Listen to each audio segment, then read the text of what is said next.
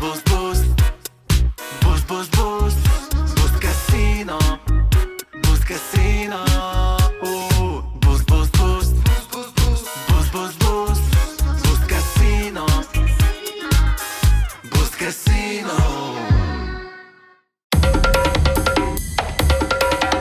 Eesti Esu. Saadet toetab Boost Casino. Tere head Eesti Esu vaatajad ja kuulajad. Tere Andrus Kosak. Tere tervist. Nagu ma ütlesin, siis ega ma väga tuttav sinu looga ei ole. Märksõna on 8 aastat Peruu vanglas. Ja mulle kirjutas üks Eesti räppar, kes sind soovitas laua taha kutsuda. Aga räägi enne, kui me vangi juttude juurde läheme, et räägi, mis sa praegu teed? Praegu, täna ma kõik õnneks sinu ja siis veel paar käimist ma sain ühte päeva niimoodi ilusti setitud, tegelikult olen hakanud muusikat tegema. Et võib-olla nüüd siis enda sellises mustas augus veel, kui ma nüüd siin väljaski olin peale seda vanglat, siis kuidagi tekkis see kirjutamine ja kõigepealt võib-olla mingi luuletused ja nüüd muusika siis, et muusikani olen jõudnud kuidagi. Räppi? Jah, just jah. Kaua sellest üldse möödas on? No nüüd on juba 6 aastat, 6 kindlasti jah, üle isegi võib-olla veits. No räägi, mismoodi sa sinna Peruu vanglasse sattusid põhimõtteliselt, on mu küsimus. No tegelikult jällegi see lugu on, minu lugu on selles mõttes lapsepõlvest saati juba, et kasvasin lihtsalt siukses perekonnas, kus võimalusi ei olnud. Ema ja isa olid mõlemad alkoholiga pahuksis, ei saanud väga oma eludega hakkama ja siis selle tulemusena minust sai tänavalaps juba väga varakult. Ma arvan, mingi siuke 9-10 olin juba ma nagu, võib öelda täielik tänavalaps, et nagu kodu oli koht, kuhu üha harvem minna. Et kuidagi leidsin enda eakaaslased, kellega ma siis hakkasin tegelema kõikide valed asjadega. Ja selle tulemusel siis lõpuks ma ka kukkusin vanglasse Perus kokaiini eest. Jah, see on, kui mõelda sellise väikse poisi tänavaelule, siis esiteks on seal juba mingi hüpe on üldse kokaiinini on ju, et see tundub siuke suurte poiste asi, et alguses on võib-olla, mis ma siin isegi olen teinud seda auto väljepesu vedelikku nuusutanud, kus on eetrid sees on ja sellest pahupidi tõmmand ennast mingi hästi nooren on ju. Et siis ei teadnud kokaiinist midagi, aga mis see siis esialgne tänavaelu tähendas?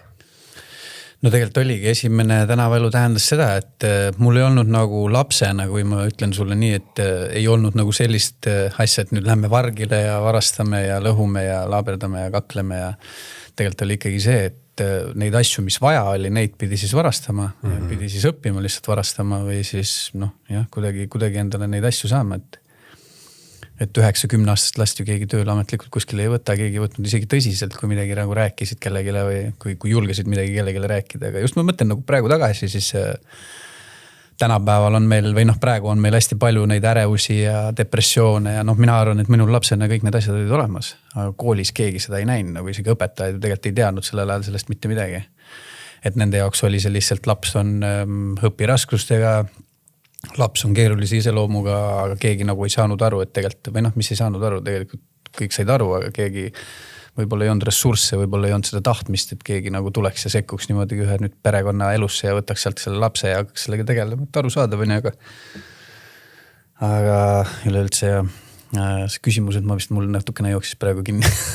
Ei ole hullu, aga see ärevuse ja depressiooni asi on muidugi see, et tänapäeval ilmselt seda diagnoositakse ka üle, on ju, aga samas kindlasti on see ju olnud olemas kogu aeg, et võib-olla lihtsalt põhjused on siis erinevad, et tänapäeval on nii-öelda ligipääs mingisugusele ärevusele on palju kergem, et seda tekitab mingi sotsiaalmeedia, kogu see inforuum on ju, et ma ei tea, mis aastal sa sündinud oled?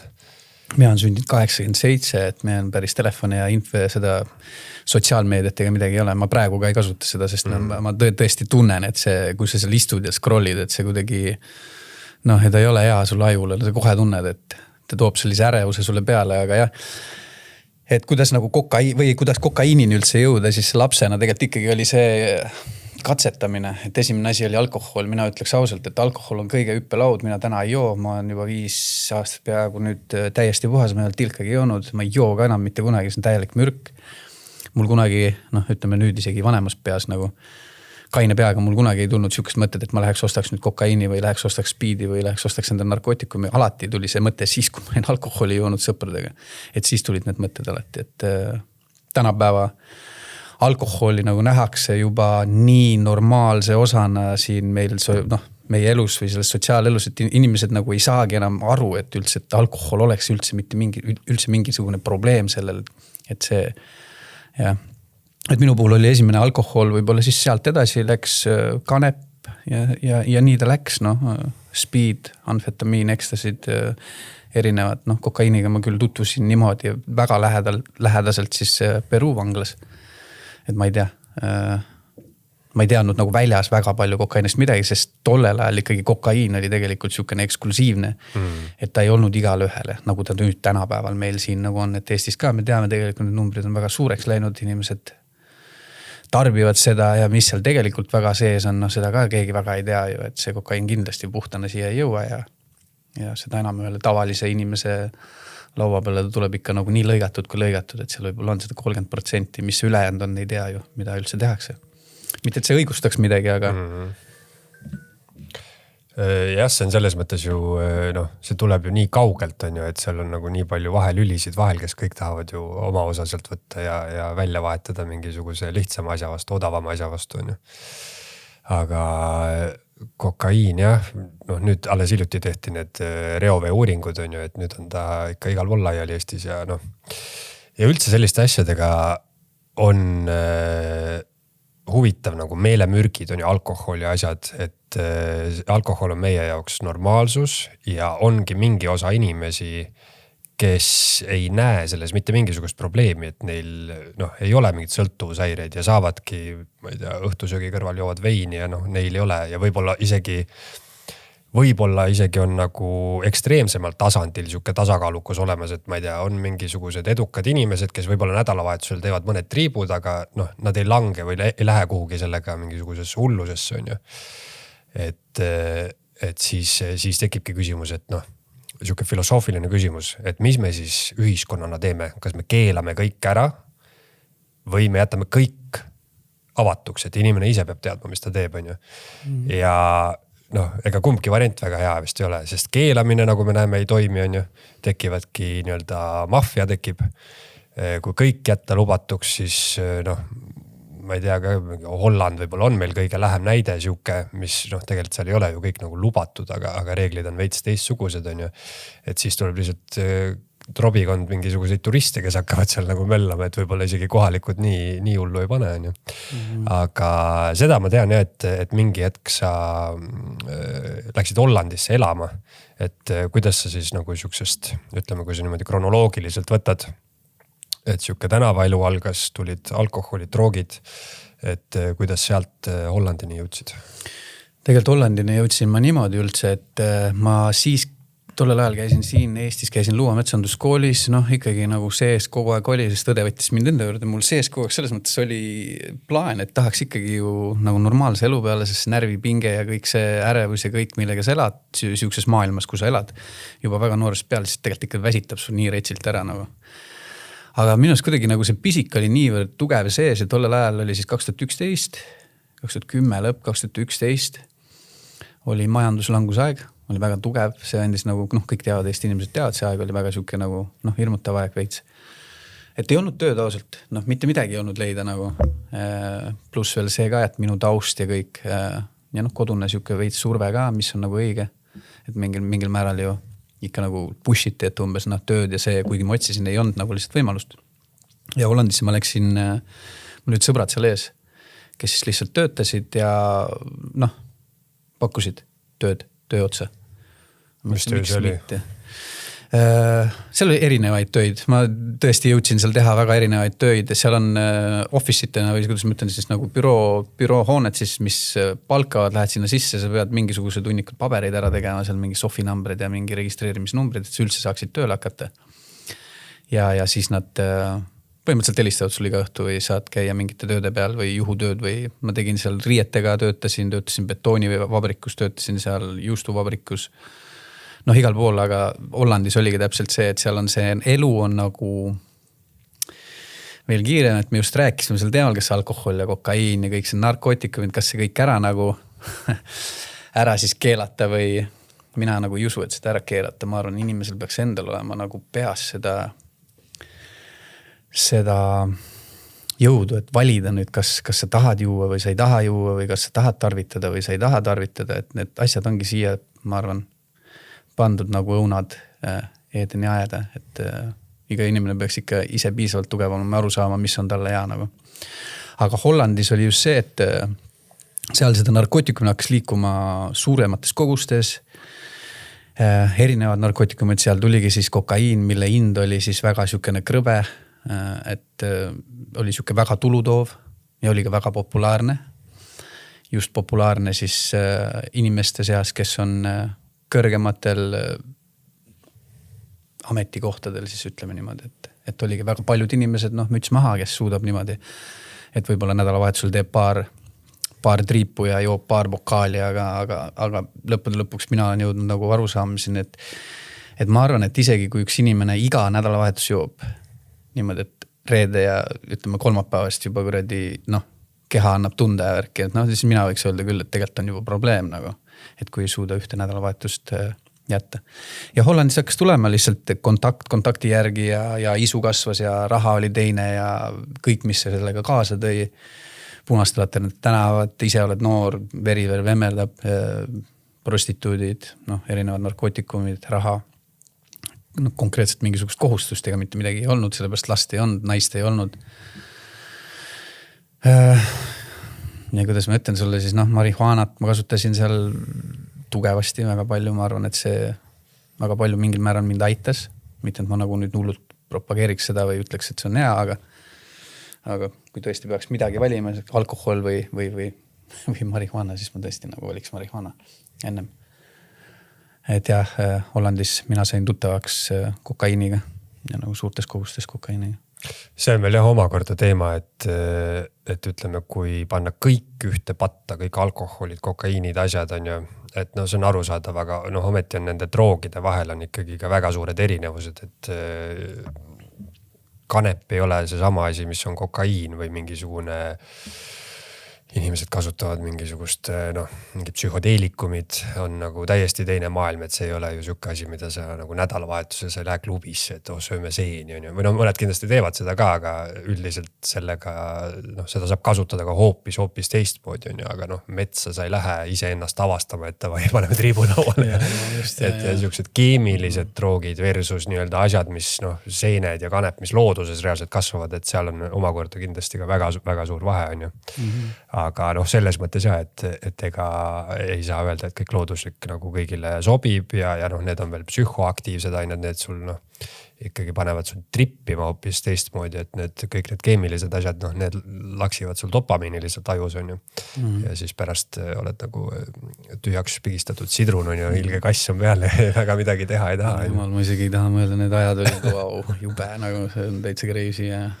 Sul Hollandis oligi siis niimoodi, et sa tegid nagu mingid juhutöid, aga siis kõrvalt ikkagi hakkasid tiilima ja vaatasid lihtsalt, et see kokaraha on nagu nii vastupandamatu on ju. Just see nagu, ma ütlen, vaata, ma ei tea, nagu öeldakse, et inimes siis nagu funktsioneerib siin maailmas mingisugusel teatud sagedusel, kuhu ta omadega siis jõudnud on. Minu sagedus tundus oli see, et nagu tõesti lihtsalt sitt tuli ümber nagu kogu aeg. Kõik need inimesed nagu viimane rämps, nagu, mis võis nagu alati nagu tuli mulle ümber ja kuidagi lihtsalt pani mind sihukestes situatsioonides. Eks muidugi nagu, olgem ausad, eks see raha on ju see tegelikult, mis peab maailma ringi käima ja lõpuks minul oli täpselt samamoodi. Kui raha ei ole, siis mitte midagi ei ole.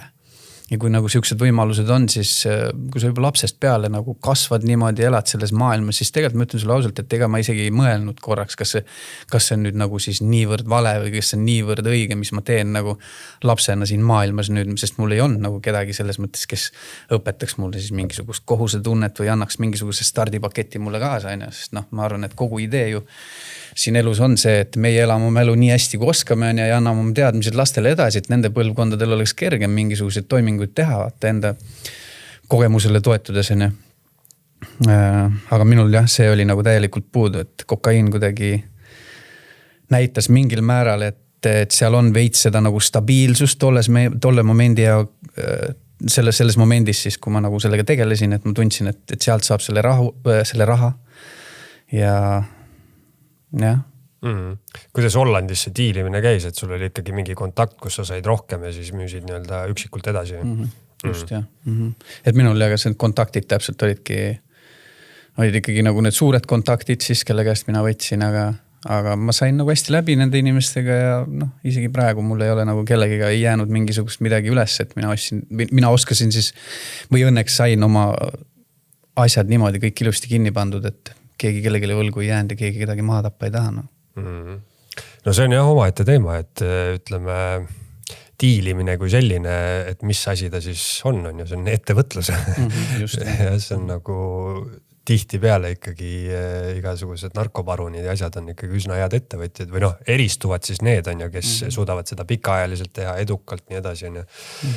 Siis nendest, kes võib-olla, et kui nad paneks oma need oskused tööle mingis teises valdkonnas, oleksid ka väga edukad on ju, aga nad on juhuslikult valinud siis narkobusinessi, mis on lihtsalt nii, mis see sõna on inglise keeles, lucrative, et nii magus on ju, sest raha on seal nii suur on ju. Just jah, see raha ongi see, mis see tõmbab ja.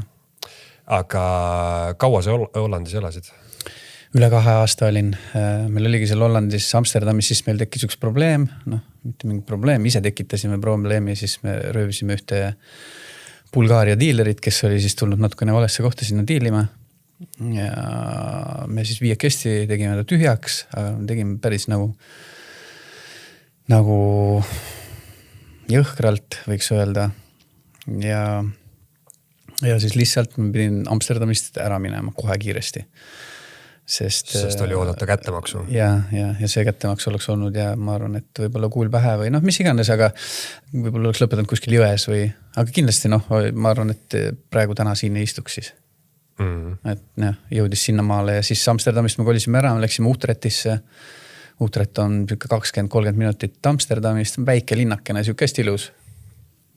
Aga seal jällegi ma nägin siukest, jällegi vahetad keskkonda, kui sa nagu ei tööta ise enda kallal, siis ikkagi sa satud täpselt sinna sammasse auku. See on, kui sa nagu ei suuda endal seda mõtlemisstiili ja seda kogu seda isiksust muuta, siis paratamatult sa jääd sinna lõksu. Et seal Utrechtis jälle ma nägin seda sama asja. Üritad küll, mõtled, et nüüd värske lehti alustad ja siis kõik see jama tuleb sulle ümber nagu automaatselt kuidagi. Nii sujuvalt ka, et sa nagu ei saagi aru. Et Utrechtis ma tegin selle need suured kontaktid siis, kelle kaudu mina läksin Peruusse kokaiini järgi. Aga mingi hetk oli siis mõte, et kui see jama seal Amsterdamis oli, et siis nagu lõpetaks ära ja prooviks mingit täiesti puhtalt teelt?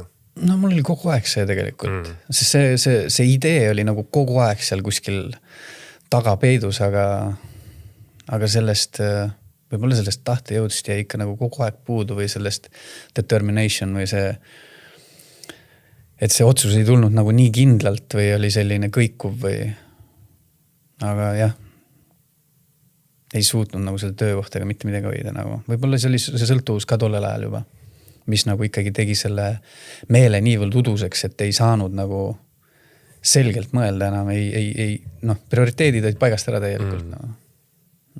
Jah, see on huvitav, mis ma praegu mõtlema hakkan, et kui eristada häid diilereid halbadest, siis et tihti peale on kindlasti inimestel, väga paljudel on ikkagi siuke mõte on peas, et see on ajutine, et ma võtan siit on ju mingisuguse mingi summa välja või teen seda mingit aega, kuni mis iganes on ju. Ja siis on mingid teised levelid, kes ongi võib-olla seal Lõuna-Ameerikas, kes on see on nende mingisugune suguvõsa business on ju, neil ei ole plaanigi midagi muud kunagi elus teha ja nemad lähevad sinna all in nii-öelda on ju.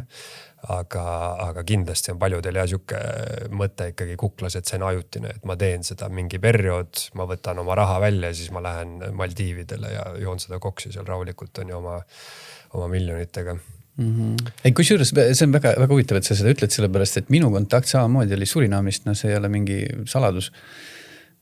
Aga ta oli Surinamist pärit ja nad samamoodi, nemad põgenesid põhimõtteliselt see Surinam on siis Hollandi koloonia koloniseeritud Hollandi poolt, ma arvan, mingid aastad, mingi aeg tagasi, siis neil on oma läbisaam seal ja kogu perega oli siis tegelane kolinud Amsterdam või Hollandisse ja siis pani oma businessi seal püsti, ma ei tea, kus ta tegeleb praegu sellega või tegele, aga nagu nii palju, kui mina igal juhul rääkisin nende inimestega kõigiga, siis enamustel ikkagi oli see, et mingi maani, et ajab mingi papi kokku, siis teeb mingi investeeringu ja aitab küll ja närvipinge ja see teine, aga tegelikult see ei ole nii lihtne, sest sul on mingisugused kilod, sa hakkad seda müüma. Sa teed mingid inimesed teed sõltlasteks ja nad lihtsalt jäävad sinust nad sõltuvad sinust lihtsalt.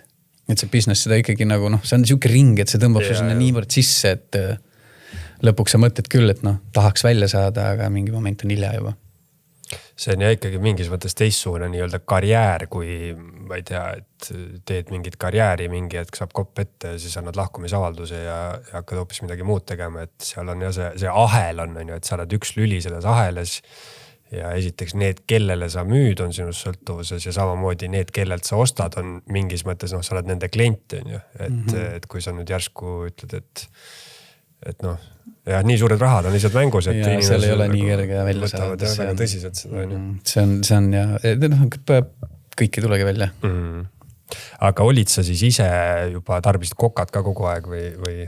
Võt siis väga vähe. Ma ütlen sulle ausalt, et mulle väga ei meeldinud see siin Euroopa kokaiin, vähemalt, isegi Hollandis tollel ajal. Ma proovisin teda, ta ei olnud hea, ma isegi proovisin kräkki, mulle ei istunud. Ei olnud see bass, mis võib-olla siis mina ostisin, ma ei teadnud. Aga Peruus see kokain oli küll selline, et võib-olla see asjaolude kokkusattumine just ka oli see, et mul oli see kohtuistungi päev, siis ma olin 36 kuud juba kinni istunud, siis ma olin juba kokaiiniga jõudnud sinna staadiumisse, et ma veel kasutasin teda nii, et ta mõjus mulle mitte ennast hävitavalt veel. Et ma suutsin olla rahulik, suutsin olla ilma ärevuseta, suutsin olla ilma paranoiata ja selline elevated tunne nagu kokain tegelikult peaks andma. Ja annabki. Aga siis mul oli kohtuistung oli ja kohtuistungil oli meil arvamus 14,5 aastat oli esimene arvamus. Läksin tagasi sinna oma plokki, helistasin koju ja siis mul õde ütles mulle, et ma annan andis oma mehele, siis mees ütles mulle, et mul ema tapeti ära, vägistati ära, tükeldati ära, et 8 kuud oli kadunud olnud, siis ta leiti üles. Siin Eestis siis? Siin Eestis, jah. Ja pead kunagi me tal üles ei leidnud, et see oli üks sarimõrvar siis, kes oligi mingi siuke imelik inimene, kes siis tappis ühe noore tüdruku ka ära kuskil siin pargis. Mattis ta kuskile mingi lehtede alla ja siis minu ema oli ka veel aga... See oli siin Tallinnas või? See ei olnud päris Tallinnas, see oli, ma ei oskagi sulle täpselt öelda, mis koht see täpselt oli, ma ei taha sulle valetada praegu, aga see oli tollel ajal oli üks jõhkramaid mõrvasid siin Eestis, sest minu ema oli täiesti ära tükeldatud. Ja palju seal neid noa auke ja kõike sees oli, et pead ei leitudki üles, et et ei tea. Et minu case'iga see kuidagi seotud ei olnud, aga just see sama situatsioon oli minule hüppelauaks, minu väga siukses pimedas sõltuvuses just selleks, et see andis mulle jõudu, et mina saaksin üldse muutuda või et mina saaksin kaineks. Sest see kõige suurem koorem, mis minu kaelas oli, mida ma kaasas kogu aeg kandsin, oligi just see, et ma ei teadnud, kus mu ema on või kuidas tal läheb, sest minu pilt viimati kodust oli see, kui emal olid silmad sinised, pea oli lõhki, kõõlused olid läbi lõigatud. Täielik mess . Ja see oli see... Kes see seda siis tegi? Kasuisa. Kasuisa. Lõikas kõõlused läbi? No aga jah. Jalgadelt siit? Kätel. Et see oli see et see oli üks asi, mis mind pani sinna auku, miks ma hakkasin tarvitama. See oli kõik asjaolude kokkulangemine oli nii ideaalne . Ja kui ma olin jõudnud täiesti sinna enda põhja, siis mul tegelikult tekkis see moment, ma tegelikult andestasin, sest mu isa poos ennast üles, kui ma olin 9-aastane, mina leidsin ta ka ukse lingi küljest, mina lõikasin ta maha, ma ei oskanud mitte midagi teha, ma 9-aastaselt, ma ütlen ausalt, ma praegu mõtlen tagasi, ma ei oskanud isegi talle teha kõige basikumat elustamist. Just täpselt nagu, sest mul ei olnud neid teadmisi lihtsalt nagu, äratasin, proovisin ema äratada ja ega emagi tollel ajal nagu ei teadnud ja ei osanud seda nii hästi teha võib-olla või ei jaganud. Et see ema surm kuidagi siis tolleks ajaks mina olin nagu tundnud enda südames, et tegelikult on midagi suuremat siin maailmas, on midagi, mis liigutab kogu seda jõudu, kogu seda universumit meil ringi, et midagi peab olema. Et ma ei saa olla nii isekas, et mõelda, et kõik mina olen nüüd maailma naba või mis see ja teine. Ja ma andestasin isale, ma andestasin enda emale täpselt samamoodi. Ja see võttis nagu selle suure koorma kohe nagu kaelast ära ja ma tundsin, et see andis selle ruumi mulle, et üldse see muutus nagu ellu viia. Aga kokaiini sõltuvuse poolest, kui me võiksime selle juurde kohe edasi minna võib-olla, on see, et nagu naljakas on see, et kõigepealt, kui seda kasutad, siis ta on selline nagu, ta on ikkagi sotsiaalne selline, teeb su süükseks häpiks ikkagi ja räägid juttu ja oled selline outgoing ja värki-särki, aga nagu mingilt maalt nagu käib see klõps, nagu kus see kokaiin võtab võimust. Et siis kontroll kaob ära nagu ja siis ta nagu lihtsalt teeb sinuga, mis ta tahab, nagu paranoia, isegi kuuled halutsinatsioone, sul võib isegi siisir tulla sellest ületegemisest ja kui sa päevi teed nädalate kaupa niimoodi, sul võib päevi olla, et sa ei söö.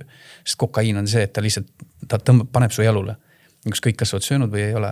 Aga mingi moment on ikkagi see, et sa lihtsalt kukud kokku või et seda juhtus ka ja et see on ikkagi jube nagu, et ikkagi kogu see sõltuvus, pastapaasika ja kokaiin ja crack ja marihuana ja kõik segamini. Tegelikult ikkagi nagu kõik see 4 aasta jooksul nagu lihtsalt neelas mu alla, näris mu läbi ja lihtsalt sülitas välja nagu. Ja seda lugu sa oled rääkinud mitu korda, aga et võib-olla lühidalt, et ütleme sealt Hollandist, kui sa läksid siis Amsterdamist sinna Utrechti, et kuidas sa sealt nagu Peruusse siis sattusid? Jah, Utrechtis täpselt samamoodi me kuidagi ikka nagu sattusime alati sihukestesse baaridesse või kohtadesse, kus käisid inimesed sellised nagu, ei olnud väga sihukesed head inimesed. Ja sealt see kokaiini businessi ka saimegi, et mina sain käia siis sihukest tiirukest, kus iga nädal viisin hunniku kokaiini, sain raha vastu. Ja lõpuks isegi tegin seda 2 korda nädalas ja see oli, isegi juba sellest ma oleks võinud ära elada nagu. Aga lihtsalt minu kontakt oli mulle nagu, meil tekkis klapp, me saime hästi läbi ja muidugi mina tahtsin ka teada, kus kohas see kokaiin tuleb. Ja sealt see plaan tuligi, et minna ja võtta siis pool ja pool, et meie endale siis pool meie 2 peale ja pool siis tooks talle.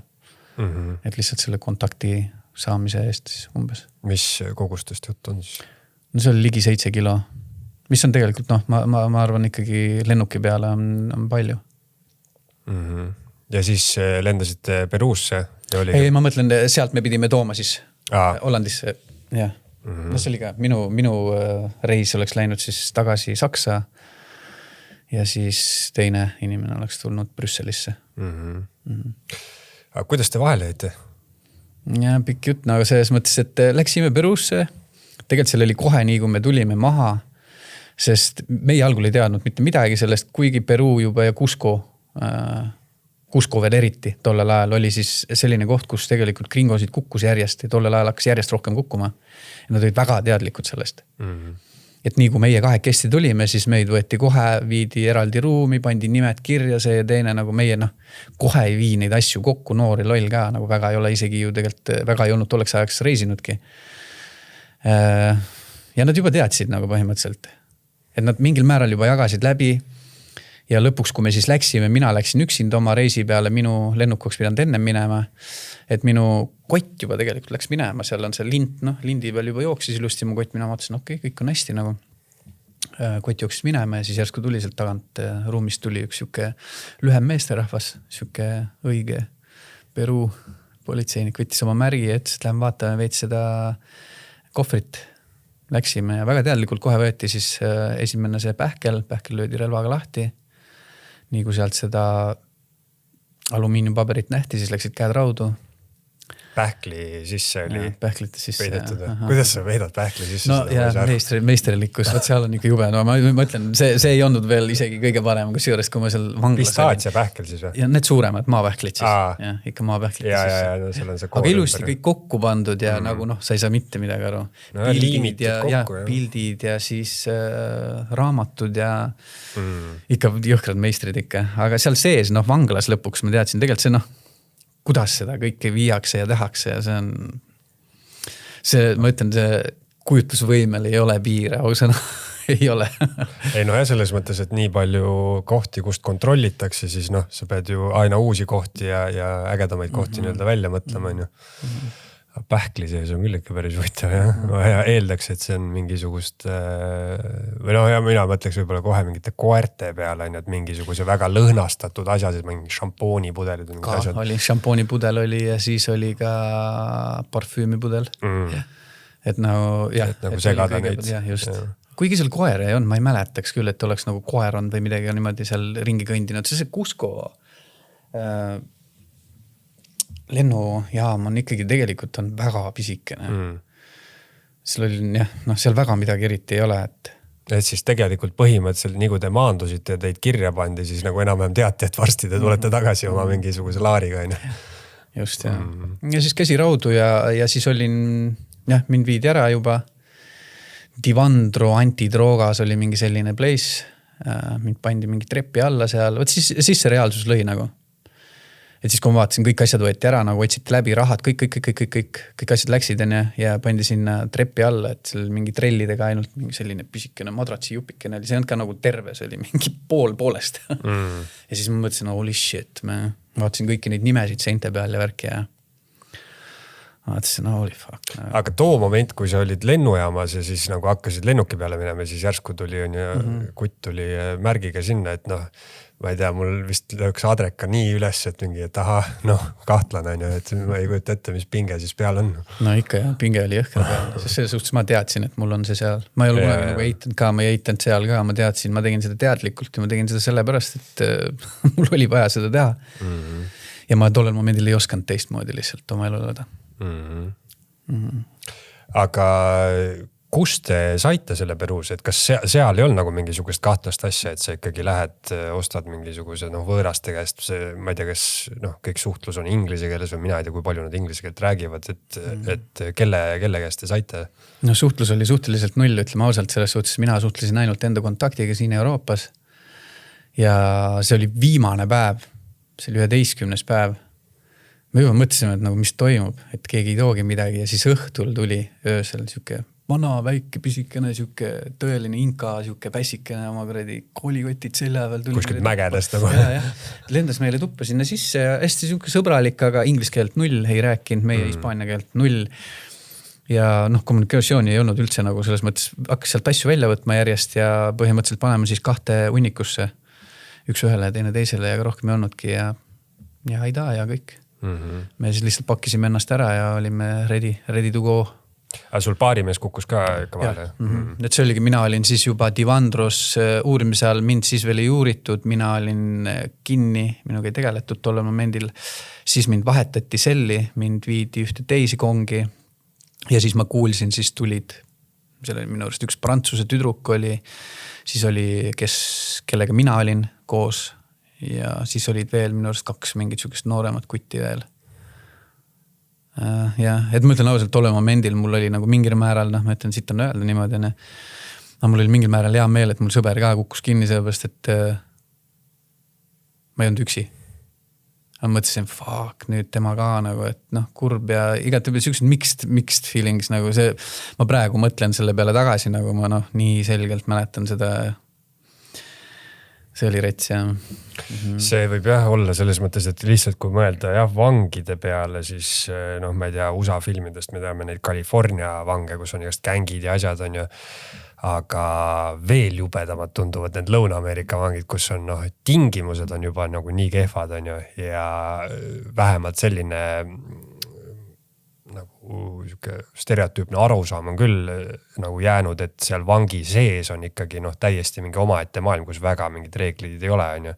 Et seal ei ole niimoodi, et sul mingid vangivalvurid, kes sind kaitsevad või mingid korda seal hoiavad või et ma ei kujuta ette, on ju. Ja teiseks jah, kogu see, just see keele asi, ma mõtlen, on ka nagu hästi, ilmselt lisab kogu sellele asjale, et sulle ju selgitatakse mingeid asju, on ju, aga ma ei tea, kas seal siis on kogu aeg tõlk juures või see ongi hispaania keelest aru ei saa, et mis mulle räägitakse. Siis olidki suhteliselt tulnukas algul seal. Eks seal olid, mõned inimesed olid, paar tükki olid, kes olid käinud ka kuskil Californias või Ameerika on neile lähedal, vaata, latiinod käivad hästi tihti, et mõni oli õppinud ära ja mõnega said rääkida, aga tuli kohe ise hakata õppima seda keelt. Suht kiiresti tuli, ma arvan, mingi siuke 2 aastaga ma rääkisin hispaania, castellanot siis.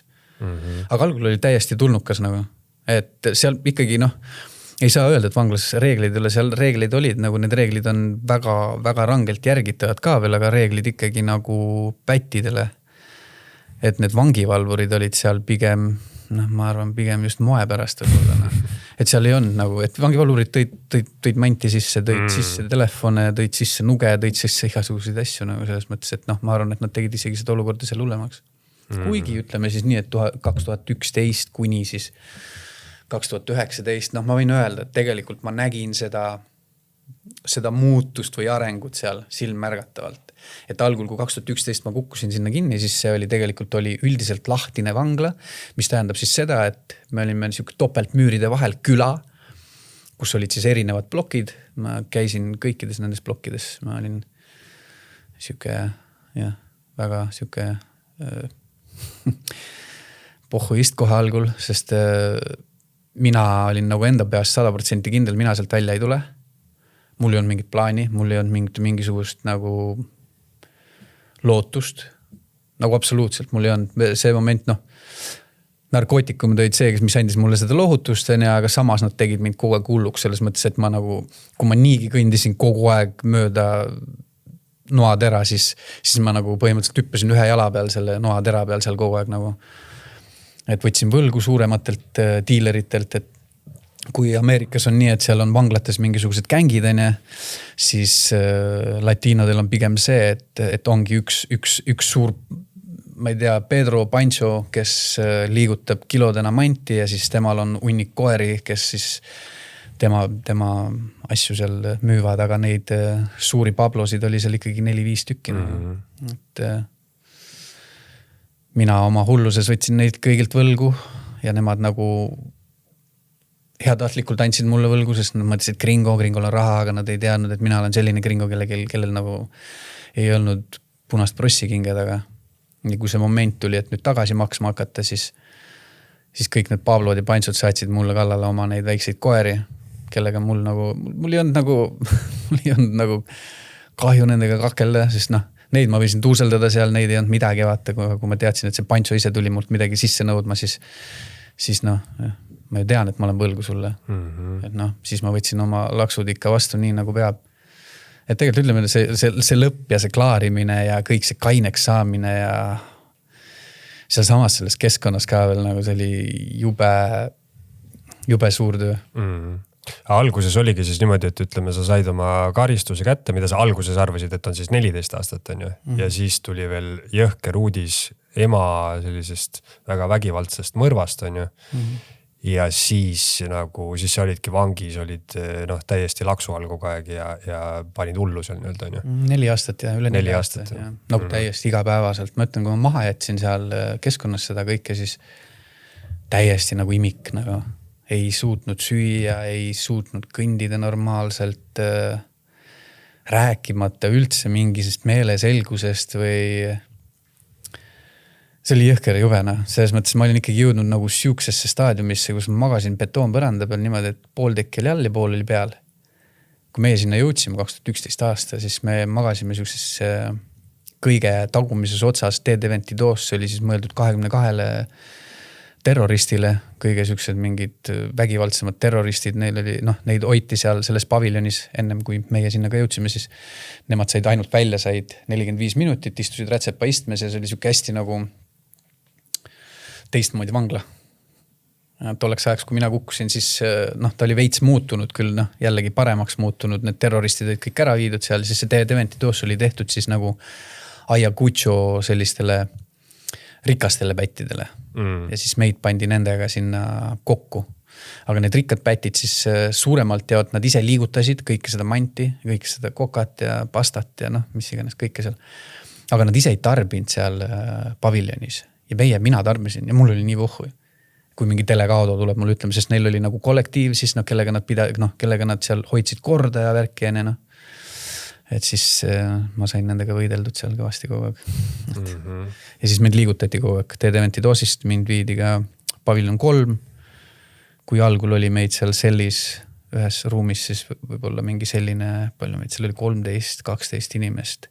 Siis järsku oli mul sellis 83 inimest ja kõik olid nagu tugevate karistustega, ei olnud enam lihtsalt narkotrafficking ja olidki tapmised, väljapressimised, röövid, mis on lõppenud mõrvadega või siuksed inimesed, mis on nagu vähe juba tõsisemad. Aga need inimesed olid ka kõik getodest pärit siuksed rentslitest nagu, et siis ma ikkagi nägin seda poolt, seda elu ka seal. Ja sealt ma liikusin paviljon 5, mis oli siis vanemate meeste paviljon. Enamus neist olid vägistajad, lapsevägistajad just. Seal mingi beebid kuni siis mingi, ma ei tea, 5-6 aastaseni. Et enamus nendest vanadest meestest siis istusid oma eluaegset seal, kaklesid oma vahel, iga päev ikkagi keegi nagu tegi enesetapu, sest kaua sa ikkagi jõuad. Ja ka mina sain nendega seal jälle kakeldud, sest ma tarbisin palju, murdsin, mukkisin lukke lahti, käisin sellides, varastasin inimestelt asju seal, kui mina olin isoleeritud, mind taheti ära tappa. Võitlesin seal, ma ütlen, see on reits, kui ma praegu tagasi mõtlen, üldse mul on nagu ma tõesti nagu imestan isegi, et nii hea mõistuse juurde ikkagi olen jäänud. Kogu selle... Kas seda ei ole siis, et ütleme, et kui ma mõtlen, et kui sa jääd on ju võlgu kellelegi, siis ta tuleb oma võlga sisse nõudma. Aga ma ei tea, kas otseselt tegelikult ta ei taha ju sind ära tappa, et ta tahab ju ikkagi, kui sa ära su tapab, siis ta ei saa elu sees oma võlga kätte, on ju. Ja pluss veel Kringo ka. Kringo see oleks tõmmanud liiga palju tähelepanu ja pluss nemad tunnevad ennast väga mugavalt seal vanglas, sest see vangla oli lahtine. Nemad said seal vabalt liigutada oma asju. Ja minu kogus või minu summa seal ei olnud nagu niivõrd crucial või niivõrd nagu suur selles mõttes, aga oli piisav, et nemad maksaks oma koertele. Ja kui sa ise kogu aeg tarbid ja sa oled niigi paranoias ja siis sul need koerad käivad ja nad kogu aeg sulle kuradi pinde käivad, siis ei ole meeldiv, sest tegelikult ikkagi sul seda ärevust ja seda depressiooni ja seda kõike nagu ta ikkagi süvendab, vaata. Aga õnneks ma olin nagu selles mõttes tugev. Ma ei lasknud endale pähe istuda, sest minu peas oli see, et nagu, meie ikkagi nagu eestlastena siis, või eurooplastena üldse nagu seal Kuskos eriti, olime tegelikult nagu suured. Meie olime nagu, üle keskmise suured inimesed nagu. Nemad olid lühikesed seal, pisikesed, nagu olemuselt juba sellised nagu mägirahvas või sellised nagu. Et mul ei olnud vahet, kui nad tulid seal mul 2-kesti, 3-kesti tulid, hakkasid seal vehkima, sest mul oli samamoodi, see on vangla elu, mul oli nuga kogu aeg vöö peal ja kui midagi oli, siis selle nuga ma võtsin välja. Selle nuaga ma kõik teadsid, et Kringo Loko teeb, kui on vaja. Kringo 0. Ja, aga selles mõttes, ka nende koerte poolest, selles mõttes oli huvitav vaadata, vaata selle 4 aasta jooksul.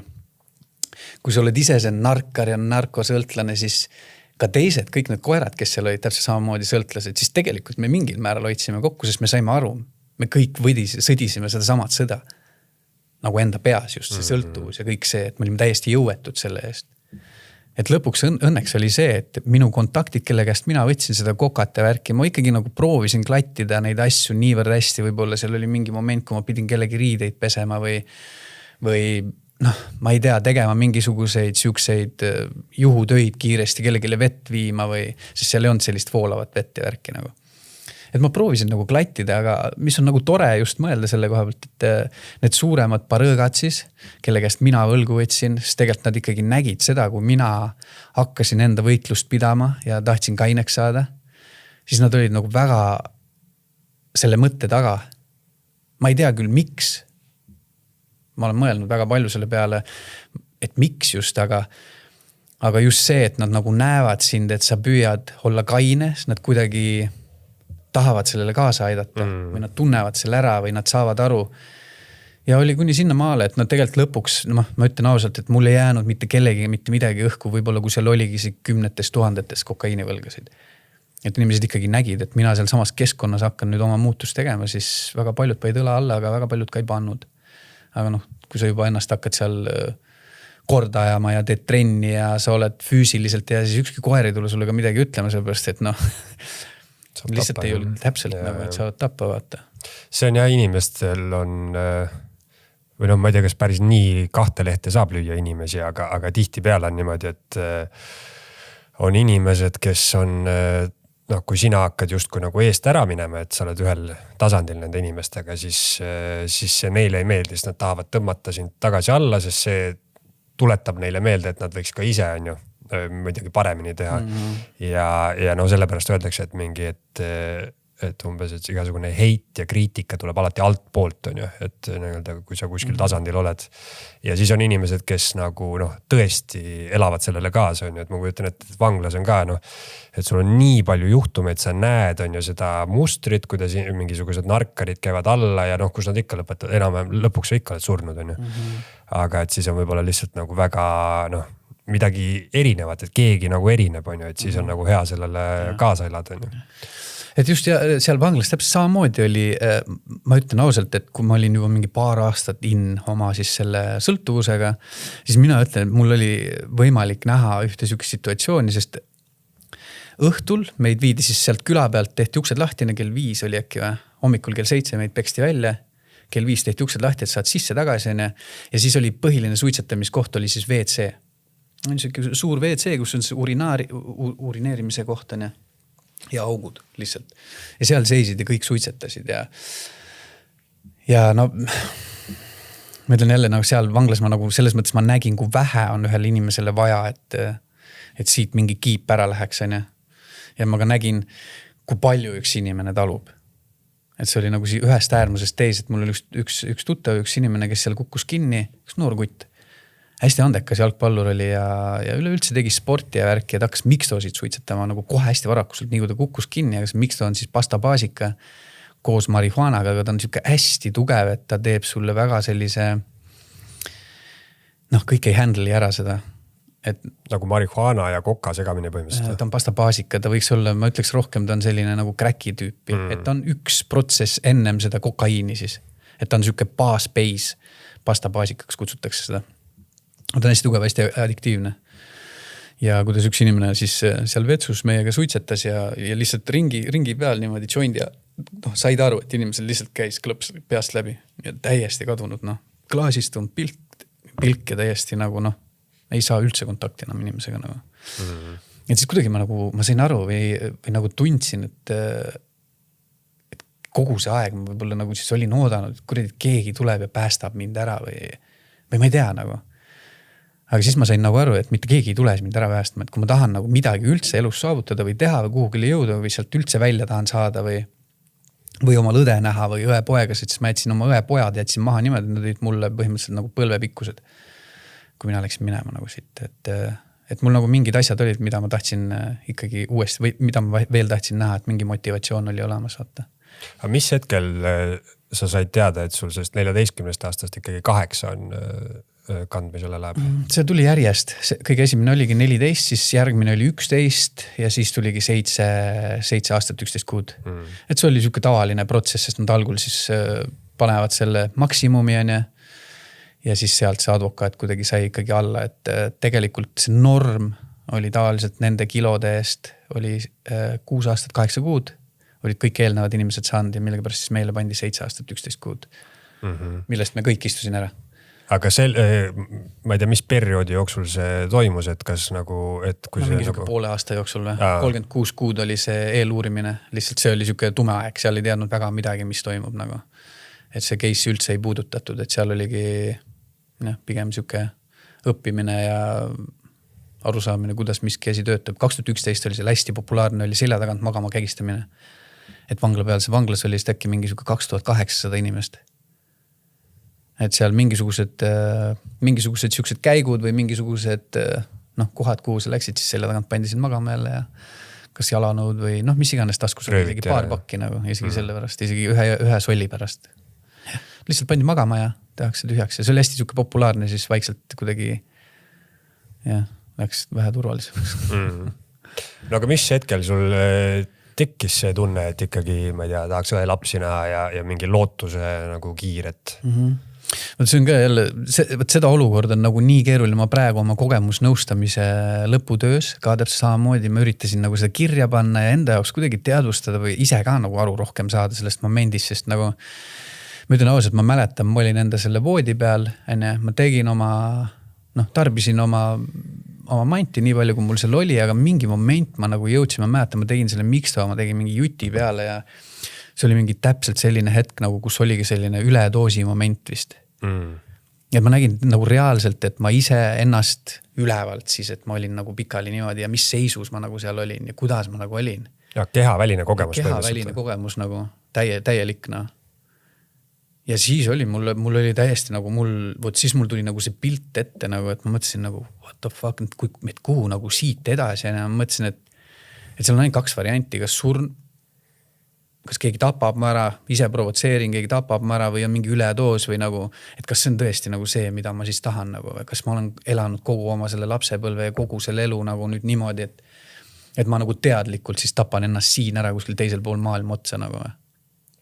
Ja ma ei tahtnud nagu seda. Ja siis hakkas see võitlus, et siis hakkas see tee taastumiseni ja see ei olnud üldse lihtne, nagu see oli jõhker. See oli väga jõhker nagu. Selliste muutustega on tihti peale, mis ma olen mõelnud, et on huvitav, et ei ole ka nagu niimoodi, et kas üks või teine alati on ju. Et tihti peale sellised muutused ikka nagu, et asi ei juhtu päeva pealt nagu nipsust on ju, et sul mingi asi ikkagi kerib sees, ükskõik mis muutusi inimesed elus isegi teevad on ju. Aga tihti peale ikkagi on see, et see kerimine on küll pikk protsess, aga paljudel ikkagi on ka mingi siuke kliki moment on ju, et ütleme midagi sellist, et ma ei tea, kas mingi väga traumaatiline kogemus või mingi asi, mis väga puudutab, et siis kuidagi ikkagi nagu järsku sa saad aru, et on aeg nagu muutusteks on ju. Kuigi ma ütlen sulle ausalt, et ma võtsin selle otsuse hästi tugevasti vastu, et ma ei taha nii. Ma teadsin, et ma tahan nagu kaineks saada, ma teadsin, et ma tahan koju saada, ma teadsin, et ma tahan õde kallistada, ma teadsin, et ma tahan õepoegasid näha. Ja siis mul oli nagu kuidagi, jumal ka, mida ma nagu, mis minu jaoks on üks väga suur osa, ma ütlen ausalt, et ilma sellelt ma kindlasti sealt välja oleks tulnud. Ja ma kuidagi nagu tundsin seda puudutust võib-olla või ma ei taha väga nagu sellega nii hullult sellesse teemasse sisse minna, sest see on ka jällegi tundlik ja see on niisugune väga individuaalne ja ma ei taha nagu kellegile mingit ideed pähe panna või mis iganes, aga see on minu kogemus. Ja see on see, kuidas mina ennast nagu tundsin ja see andis mulle selle tõuke.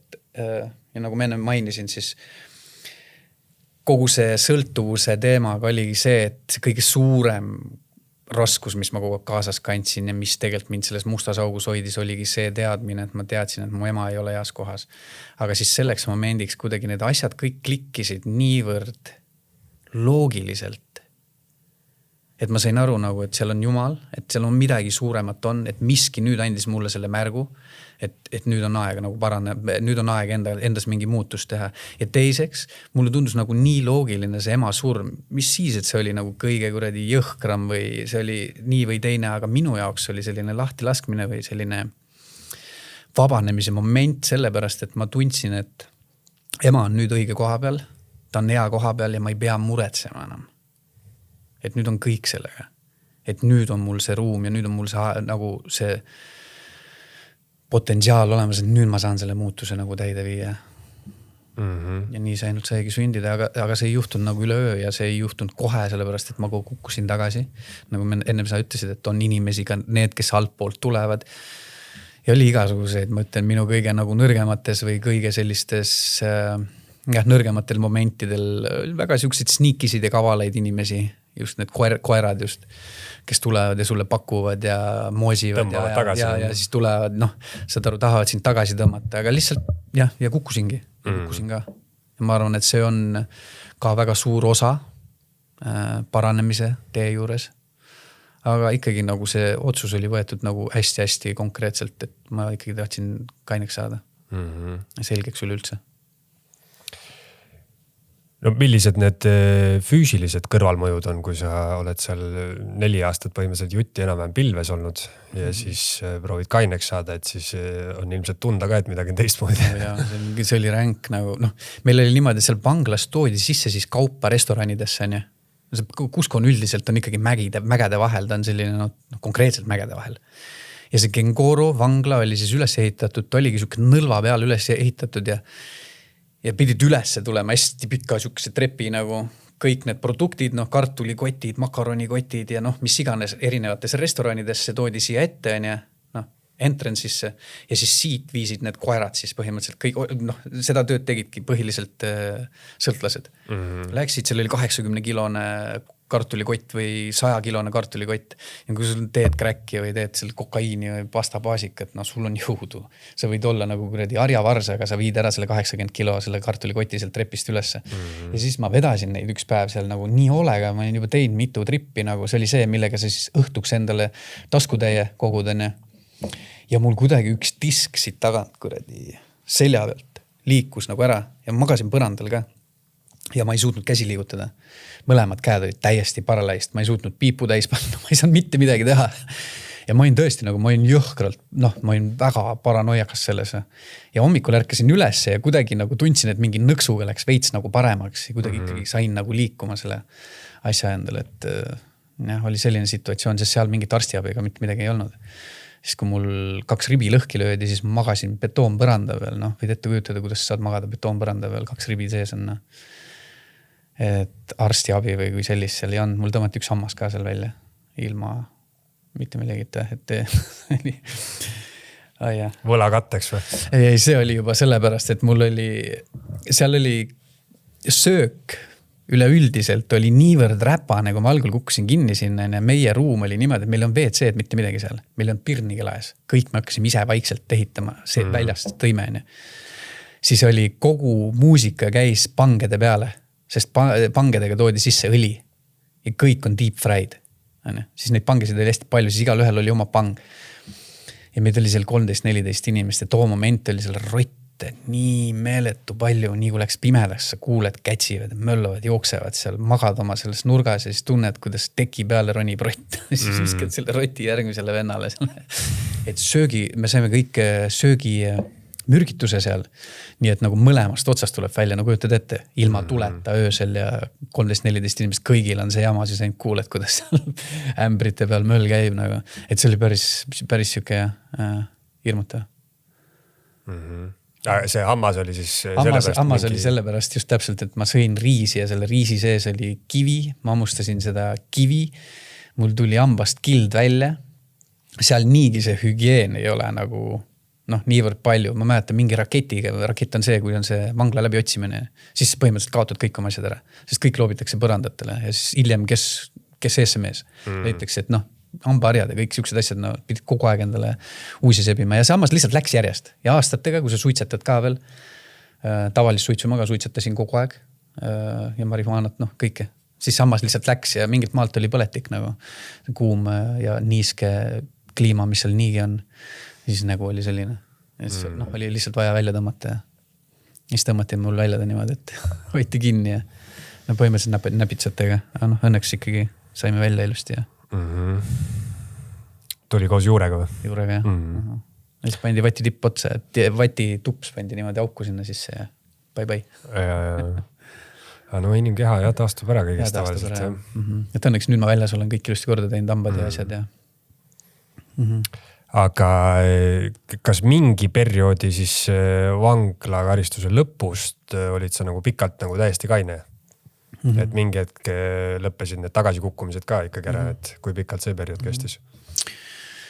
No ikka mõned aastad ikka, enne väljatulekut mõned aastad ma tegin hästi korralikult trenni, siis ma olin oma elus, ma võiks öelda kõige paremas vormis, ma olin siuke 85-90 selle vahel kilo, aga nagu lihasesse, seal oli jõusaal, see oli midagi, mida ma tegin, see oli minu see escape.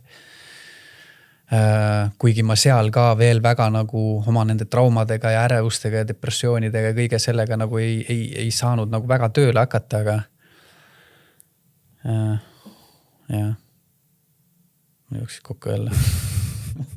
mis seal nagu üleüldiselt süüa anti, sest heas vormis olemiseks on vaja hästi palju riisi ja liha. Esmaspäeval oli kana, teisipäeval oli mingi siuke imelik siukene kollane juustu ja siis selline pumpkini mingi siuke möga. Siis oli kala kolmapäeval, siis neljapäeval oli ka siuke juurviljade ja asjadega, noh siuke keedis lihtsalt, ega sa väga ka nagu ei saa seal öelda, mis seal täpselt sees on. Maitseika seal väga midagi ei olnud. Aga selles mõttes sai söödud, hommikusöök oli 3 saia ja siis selline tassitäis nagu sul on hästi vedelat putru.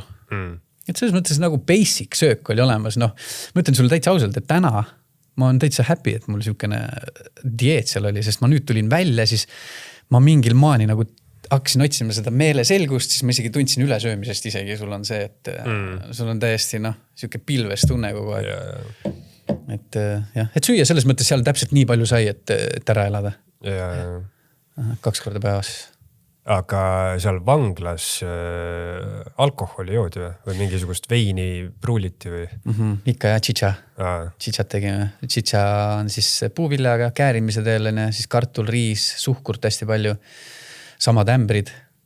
Selle sisse paned ta ilusti teki sisse, kaevad augu maa sisse ja paned ta maa sisse 2 päevaks. Ja siis seal see fermentation hakkab pihta. Ja noh, seda jood, eks ta alati tuleb selle, see on isegi 50-50, noh. Kui seda jõid, kas said selle diarrea või ei saanud, nagu kas olid poti peal? Pärast ei olnud. Aga nagu selles mõttes tasus ära. 8 aastat ma üldiselt jõin vähe. Võib-olla see on ka see hästi suur põhjus, miks ma nagu sain siin väljas nüüd selle alkoholi nii kergesti endalt küljest ära, mis on nagu ka jällegi blessing, täielik nagu. Sest jah, minu silmis alkohol on ikka täielik mürk. On jah. Aga seal küll jah, tšitša ja siis mingi aeg oli ka piiritust, mida toodi sisse. Aga see oli ka niimoodi, et noh, sa pidid mingisuguse vangivalvuri ära seal moosima ja siis ta tõi sulle seal mingi poole liitrise või liitrise selle putli, aga see oli ka niisugust meeletu hinna eest jällegi. No mis siis saama hakkas, kui sa lõpuks välja said, et mis tunne sealt nagu väravate vahelt välja oli kõndida? Jõhker mixed feelings. Mul oli täpselt see, et ma mõtlesin nagu, saad küll välja, ülilahe, kuhu edasi nagu? Mis on nüüd edasi teed siis? Raha sul ilmselt ei olnud, dokumente ei ole. Ka ei olnud, ja mitte midagi ja seal oli veel see teema, et kõik see aeg, mis mina siis läksin üle oma sellest viisasteni, siis nende valitsus siis nõudis minult $1 iga päeva eest. Siis mina olin 8 aastat seal, no tee oma calculation, siis nagu see on ju korralik summa tegelikult, nagu kus ma peaksin selle võtma. Mul seda ei olnud, ma läksin Kuuskos siis ühe sõbra juurde, kes aktiivselt ka, nagu me ennem rääkisime, mõni inimene teeb seda siis ainult sellepärast, et mingit teatud raha kokku ajada, aga mõni inimene reaalselt on kasvanud üles nii, et tema vana-vanaisa on pärandanud oma kokaiini kasvatuse põllud edasi niimoodi põlvkondadele, et see minu sõber oli täpselt samamoodi, et tema tegi massia kogu nagu hoole ja noh, nii hästi kui tema oskas. Aga mina ju olin vastu võtnud ikkagi selle otsuse, et ma ei müü enam ja ma ei tegele sellega, tulgu mis tuleb. Ja ma ei teinudki, aga oma sõbraga ma olin koos, siis ma küll pakkisin, aitasin, sest mul oli vaja, mul oli ka au käia, tema siis tšakrates, nendes kasvandustes, Kiabambas, Ayacuchas erinevates kohtades ja näha natukene seda kultuuri ka nagu teistmoodi ja saada aru ka, et tegelikult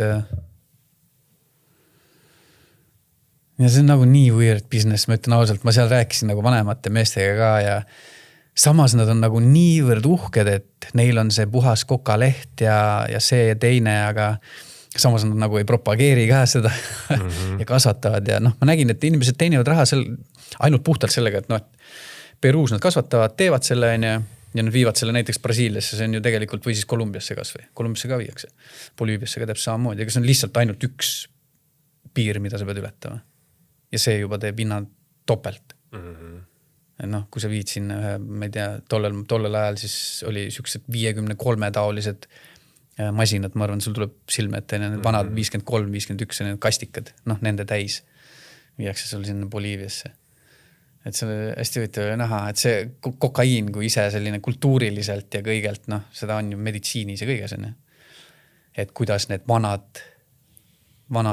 inka inimesed siis seda kasutasid ja kuidagi teistmoodi austusega ja mitte nagu enam nagu, et sõltuvust toita, vaid kuidagi just, et seda meelt avardada ja kuidagi tehti seda nagu protseduurina kuidagi nagu, noh, teistmoodi kuidagi austasid seda asja nagu teistmoodi, et ma nägin seda ka ja. See on päris huvitav, et tegelikult need mehed võib-olla ju ei mõtle selle ahela peale, et kuhuni see jõuab, on ju.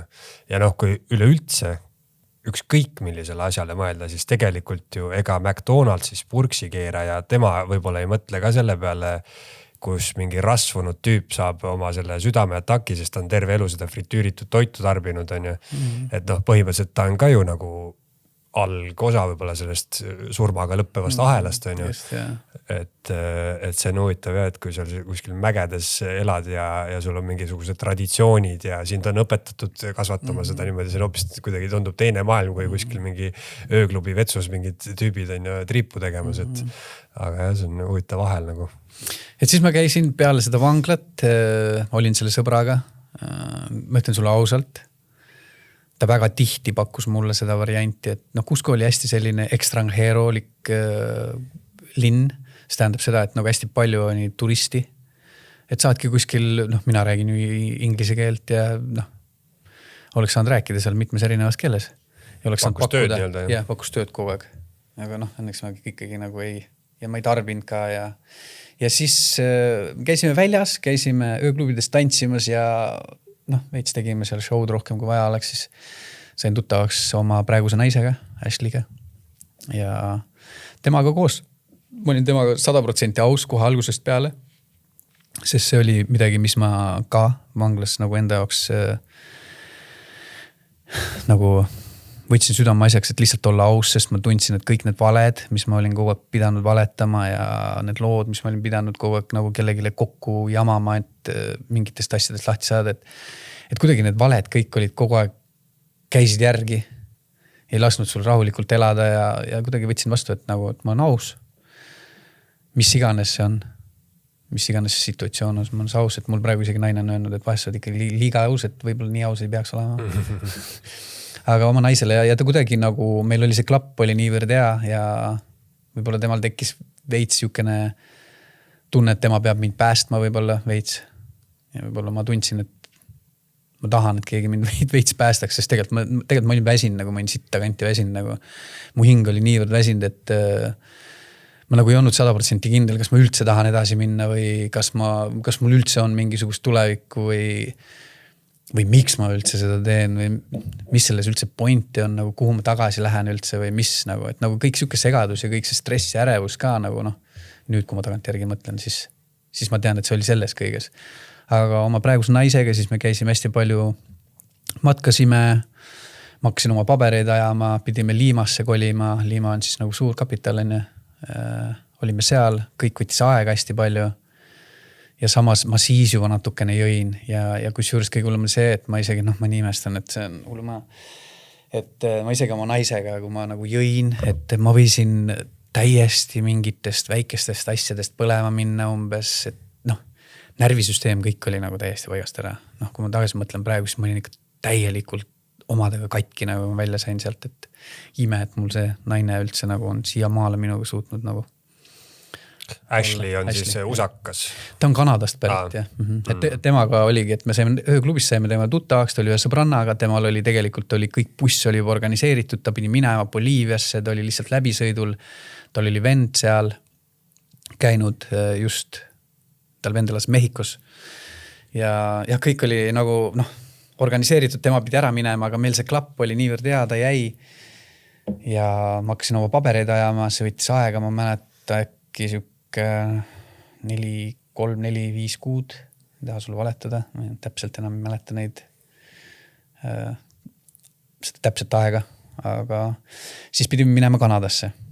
Sest Ashley'l oli seal maja, ta tahtis oma majaga tegeleda, tal oli tüürnikud seal sees. Minul konkreetselt siin Eestis midagi mind ei ootanud, midagi siin ei põlenud. Ma sain oma dokumendi, sain kätte, hakkasin minema, jõudsime Vancouverisse, kõik oli ilus kena. Ja mind ei lastud riiki sisse. Ja siis Ashley oli rase ka juba. Siis me juba mingit aega olnud ju koos. Ja see oli ka siuke imelik situatsioon. Mind saadeti Eestisse, suunati siis Eestisse, Ashley läks ja tegeles oma asjadega.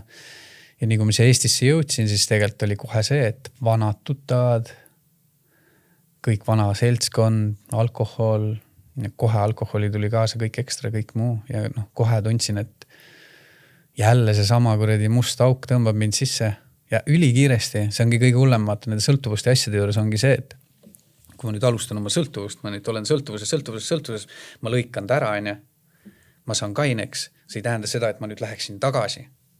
Selle tagasi jääd lihtsalt siia seisma. Sa kogu oma selle tervise siin ära juba kahjustanud, ma jään seisma, võib-olla ma on seal 4 kuud, 5 kuud olen kaine ja alustan uuesti, siis ma hakkan täpselt siit edasi minema. See on nagu siuke situatsioon. Ja mul oli täpselt see tunne, ma mõtlesin nagu nüüd on alkohol ja siis ma proovisin sellest alkoholist korraks nagu lahti saada ja ma ei saanud, oli ikkagi nagu minust tugevam.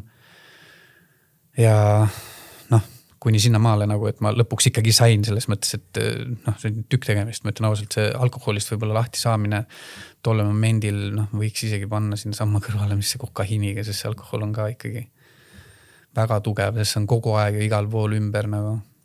No et on siuke, nagu öeldakse, et siis alkohol tapab sind aeglaselt ja ta ongi niivõrd ümber ja ei tundu, et see on mingisugust või ütleme, et kui sa jood pudeli viina ära, siis sa enam tead ka, mis sinuga juhtub. Tead, et hommikul on sitt olla ja nii edasi, aga igasugused muud ained on selles mõttes nagu nii-öelda kangemad ja tugevamad, et võib-olla keeravad sind nagu palju kiiremini sassi. Aga alkohol on selles mõttes ongi ta nagu keeruline, et sigaretid pidid veel kõige hullemad olema, et sigaretid on nagu siuke, et sa ei tunne otseselt midagi, et sa teed, et ta ei tee sind kuidagi sassi ka, võib-olla just paneb mõtte veits paremini tööle ja et sa nagu ei tunneta seda mõju, et alkohol on inimesed joovad ennast surnuks aastakümneid on Ja, et ma sain aru tolle momendil, et alkoholiga minul, see suhe alkoholiga, et ma ei osanud juua ühte õlut. Siis ma sain aru, et okei, ma olen alkoholik ka. Et see, et ma olen sõltlane, okei, aga ma olen alkoholik ka. Et ma ei tohi juua. Kindlasti ei tohi juua. Ja mul oli selleks ajaks väike laps juba. Ja ma ei tea nagu, kas, kui õiges oleks siis, et mina siis astuks täpselt samasse ämberisse, kui minu vanemad astusid. Et hakkan siis jooma ja hävitan ennast ja jätan selle lapse ilma isata nagu. Et mingil määral ma ikkagi tunnen, et mina olen jõudnud punkti, kus mina pean need ahelad purustama ja ma teen nad ikkagi õigesti ja ma teen nad täiesti selge peaga. Ja. Aga naisega sa elad nüüd Eestis, ta tuli tagasi või tuli siia sinu juurde, jättis oma maja ja. Just, nüüd elame siin ilusti. Et eks ikka, mina hakkasin siis kohe tegutsema, ma hakkasin tegelema enda ärevusega, enda depressiooniga. Jõudsin selle kõigega sinna maale, kus ma juba tundsin, et mul võimaldab. Ma läksin kooli, ma tegin keska ära, ma tegin 3 aastat keskkooli ära, ma sain sellega hakkama, tegin plaatimise paberid endale. Tegin load. Nüüd olen kogemusnõustamist õpin. Tahaks panna oma panust just noortele selles suhtes, et praegu ma näen, et väga palju elu toimub peas inimestel, väga palju mõeldakse üle. Ekraane on palju, ärevust on palju, stressi on palju, inimesed ei räägi ja kuni sinna ekstreemsusteni, kus siis lihtsalt endale isegi elu võetakse. Et see on real, see struggle on real. Mina olen selle kõik läbi teinud. Ja nüüd ma üritan ka enda jaoks ta kõik nagu selgeks teha selles mõttes, et ma saaksin kõik vajalikud tööriistad, et nüüd võib-olla tulevikus siis võib-olla siis üks noorgi kas või ära päästa sellelt teelt, kuhu ta võib-olla on liikumas, kus mina siis praegu olen maha saanud. Ma väga siiralt usun enamasti sellist asja, et ükskõik milline või et kogemusi liigitada heaks ja halvaks on võib-olla natuke ennatlik, et ükskõik kui jube see kogemus on, et kui sa lased piisavalt aega mööda, siis põhimõtteliselt kõik kogemused saavad õppetundideks. Et ma kujutan ette, et kui sa oled sellisest kohast läbi käinud, siis mingis mõttes see peab olema sind teinud mentaalselt väga palju tugevamaks, et ütleme, no ma ei tea, kui liikluses keegi nüüd sulle ette sõidab, et siis sa ei lähe selle peale nagu niivõrd kergesti närvi, sest noh, need ei ole päris probleemid, et, No, muidugi, jah, ma et, saan ja, aru, et see, et kui sa pead seal, ma ei tea, rottidega võitlema ja mingite või noh, nende latiinodega seal võitlema ja oled täiesti sõltuvuses, et noh, siis see on nagu hoopis teine maailm. On ju. Külma veega 8 aastat, kordagi ei saanud sooja veega ennast pesta nagu. Poti peal käistada, see on hüppelauad kõik. Ei no selles mõttes ma ütlen nagu, et täpselt, kui sa mõtled tagasi oma loo, mina ka mõtlen tagasi. Of course, jah, kõik siit stsenaarium, kõik see teine, aga end of the day ma räägin isegi sõpradega värki, ma ütlen nagu sitaks pull elu annanud. Hea on see, et ma tulin sellest välja, hea on see, et ma nagu kuidagi teadvustan, ma õpin, ma olen oma loo läbi töötanud enda jaoks, mul ei ole jäänud midagi kuskile õhku, mida ma kartsin natukene. Kui ma läksin kogemusnõustamist õppima, mõtlesin, holy shit, et nüüd ma olen saanud kõik need aastad juba olnud ilma selle ärevuse, depressioonita, et kas on ikka õige uuesti surkida seda sama teemat, et ma olen juba läbi töötanud, las ta nüüd jääb, et lähen sinna kogemusnõustamist õppima, et äkki kuradi kõik need ninasarvikud hakkavad nüüd vaibalt välja tulema. Vaata. Aga õnneks ei olnud mitte midagi, selles suhtes ma sain ikkagi nagu kõige rohkem sain kinnitust sellele, et ma olen oma asjad ja oma traumad enda jaoks olen ilusti läbi töötanud ja enda jaoks teadvustan neid nii, et nad ei ole mind väga nagu mõjutanud kui inimesena, nad on mind lihtsalt tugevamaks teinud. Kõik see, et ma mõtlen tagasi ja noh, ma ütlen sulle ausalt, et mul ei ole mingid selliseid flashbacke, et ma nüüd, ma ei tea, noh, oleks mingi hullult kurb või värki, et kuidagi ikka isegi sellest vanglast meenutan, siis mingisugused seigad tulevad ette, siis tegelikult sai pulli ja tegelikult sai naerda ja tegelikult sai kõike nagu. Et selle jama vahele oli ka tegelikult oli nagu väga palju siukest õpetlikku nagu, mis täna on mind teinud inimeseks nagu ma olen. Et ma tegin ka 20 aastat tegin suitsu. Jalka mängu ajal sain vigastuse. Siis mul oli kiirkorraline operatsioon. Ja siis ma olin haiglas Tartus ja siis ma õnneks jätsin maha 20 aastat oma suitsu ka, et nüüd ma ei tee sigareti ka, mis on nagu üli suur asi mulle, mida ma olen proovinud teha ja ma olen kunagi suutnud seda teha. Jah, et nüüd täna olen siukse tee peal või siukse ree peal, et kuidagi nagu otsin seda meeleselgust teistmoodi, et veits nagu mediteerimine ja lihtsalt panustan iseendasse, et minu nädalavahetused on nüüd väga teistmoodi, kui nad varem olid. Ma täitsa kujutan ette. Ja no selles mõttes jah, et kui ma ütlen, et kõik kogemused saavad õppetunniks, noh, sellest on nüüd ilmselt on ikkagi ka mingis mõttes nagu hea tunne rääkida, sest seda õppetundi sa saad jagada ja sellest mingisugust kasu nii enda elus kui ka teistele seda jagada on ainult siis, kui sa oled õppinud sellest midagi, kui sa oled nagu välja tulnud sellest, et noh, et inimesed ju kolistavad neid samu ämbreid ikka tihti elus on ju, et no, kui sa õppetund on ta küll, aga kui sa sellest midagi ei õpi, et siis on nagu natuke vähe kasu sellest on ju.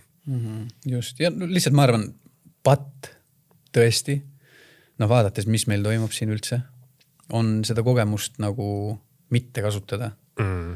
Et ma ütlen ausalt ja, et mina kindlasti proovin oma elu jooksul vähegi panna seda oma panust, et võib-olla märgata või näha või siis olla kuulaja või siis võib-olla isegi küsida õigeid küsimusi võib-olla, ma ei tea. No vaatame. Jah, üldse, kui me täitsa nagu algusesse tagasi tuleme, siis üks küsimus mul läks täitsa meelest ära, et siuke praktiline asi, et kas teil nagu mingit siukest juttu ei olnud või need kogused olid nii suured, et tavaliselt narkomuulaga seostatakse ikka seda, kes midagi nagu alla neelab mingites kondoomides või asjades on ju, et siukest mõtet teil ei käinud peast läbi? Vot seda ma ei oleks teinud. Ja see oleks liiga palju olnud ja seda ma ei oleks päris teinud. See tundub mulle alati, see on rits, jah. Et noh, ma ei tea, istud kuidagi valesti ja järsku oled surnud, siis midagi läks siin katki sees. Aga noh, jällegi vaata, siis siukeste olukordade tõsidust vaadates sa saad aru nagu, et kui raske elu peab olema, et sa siukest asja teed. Et nagu, mis seal tegelikult nagu taga on. Sest tegelikult, kui sa vaatad praegu, siis on isegi rasedad naised ju lähevad, söövad oma kõhupunni. Jõhker. aga see on elu osa. Ja no see paneb ka üleüldse nagu mingi suuremale asjale mõtlema, et mis on meie maailma väärtus on ju number 1 on ikkagi nagu noh, see, mille järgi me siin kõik jookseme on ikkagi raha ja mis sa oled nagu nõus tegema siis, kuhu maani sa oled nõus minema on ju, et seda saada. Jah, just. Mis sul kõige suurem asi oli, mida sa igatsesid vanglas? Kas oligi soe dušš ja ilus vetsupott või? Ja just, ja ma arvan, soe dušš ja üleüldse sükene Eesti õhk võib-olla. Vaata, kui sa elad nagu, mina olen nii harjunud selle 4 aasta aega. Aga seal oli kas päike või vihm, rohkem nagu mitte midagi ei olnud. Ja hommikuti külm ka. Mina igatsesin just neid kevad, suvi, sügis, et see kuidagi nagu väärtustad üleüldse seda elu teistmoodi. Et ma nagu nüüd tagasi olen, siis ma saan aru, miks nad kõik seal nii pahased ja vihased, kui sul on kogu aeg nii kuradi kuum või sul kuradi kogu aeg vihma sajab. Et sa ei saa seda kontrasti elus, et sa nüüd näed lehed kukuvad enne või nüüd midagi hakkab siin elama. Et see kuidagi nagu väärtustad seda teistmoodi. Üleüldse jah, söök, vetsupott ja soe vesi, ega rohkem midagi väga ei on. Esialgi on lihtsalt see, et saaks minema ükskõik pool Euroopasse, nagu, et saaks oma inimeste juurde ikkagi. Ja mingis mõttes et sa, et kuigi sa oled seal vangis, aga sa ilmselt nagu mentaalselt tunned ka, et sa oled ju täiesti maailma mingis teises kohas, sa räägid teist keelt, seal on täiesti teistsugused inimesed, et sa kuidagi tunned, et sa oled täiesti kuhugi. Kultuur on teine. Et isegi nagu see söök ja kõik see, sa võid süüa, võib-olla algul on eksootiline ja see tundub. Aga ikkagi lõpuks ikkagi jääd igatsema seda, millega sa oled üles kasvanud. Just.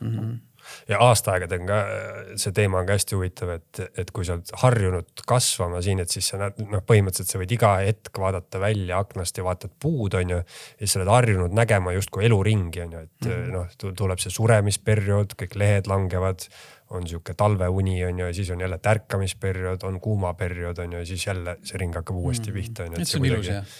Ja kuidagi nagu mõjutab võib-olla mingisugust suhtumist või nagu arusaamist ka üldse nagu elu käimisest, on ju. Vot, kuule, aga tõmbame kokku. Igatahes suur aitäh sulle, et tulid. Tõesti oli väga huvitav rääkida. Äge. Aitäh. Eesti Esu.